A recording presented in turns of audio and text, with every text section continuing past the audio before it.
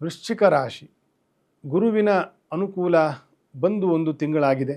ಈಗಾಗಲೇ ವೃಶ್ಚಿಕ ರಾಶಿಯವರಿಗೆ ಅನೇಕವಾಗಿರ್ತಕ್ಕಂತಹ ಸಮಸ್ಯೆಗಳು ಪರಿಹಾರ ಆಗಿರತಕ್ಕಂಥದ್ದನ್ನು ನೀವು ನೋಡಬಹುದು.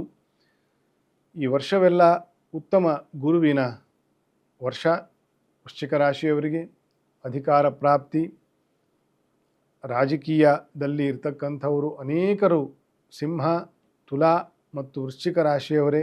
ನಮ್ಮ ದೇಶವನ್ನು ಆಳ್ತಾ ಇರತಕ್ಕಂಥವ್ರಿಗೂ ಅದೇ ರಾಶಿಯವರೇ ಅನೇಕರು, ನರೇಂದ್ರ ಮೋದಿಯವರಿಂದ ಒಳಗೊಂಡು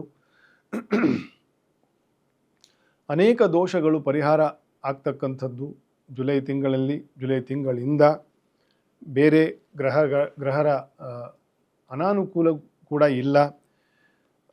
ರಾಶೀಶ ಕುಜನ ದೃಷ್ಟಿಯೂ ಕೂಡ ಸ್ವಕ್ಷೇತ್ರಕ್ಕೆ ಇರತಕ್ಕಂತಹ ತಿಂಗಳು.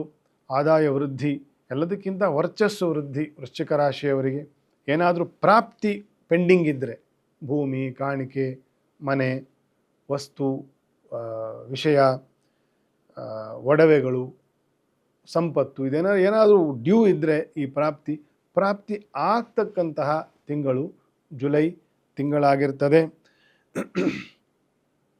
ಪಂಚಮ ಶನಿಯ ದೋಷ ಇರ್ತದೆ. ಸ್ವಲ್ಪ ಜಾಗರೂಕ ಇರಬೇಕು. ಹಣಕಾಸಿನ ವಿಷಯದಲ್ಲಿ ಸ್ವಲ್ಪ ಮೋಸವಾದೀತು ಅಥವಾ ನಷ್ಟವಾದೀತು.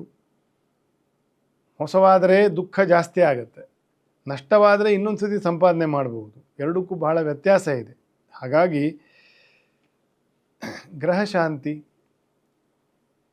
ನವಗ್ರಹಗಳಿಗೆ ಪ್ರದಕ್ಷಿಣೆ ಮತ್ತು ಅಶ್ವತ್ಥ ಪ್ರದಕ್ಷಿಣೆ, ಹೋಮ ಶಾಂತಿಗಳು, ಇದನ್ನು ಯಥಾಶಕ್ತಿ ಯಥಾವಿಧಿ ನಡೆಸ್ಕೊಂಡು ಹೋಗಬಹುದು ವೃಶ್ಚಿಕ ರಾಶಿಯವರು.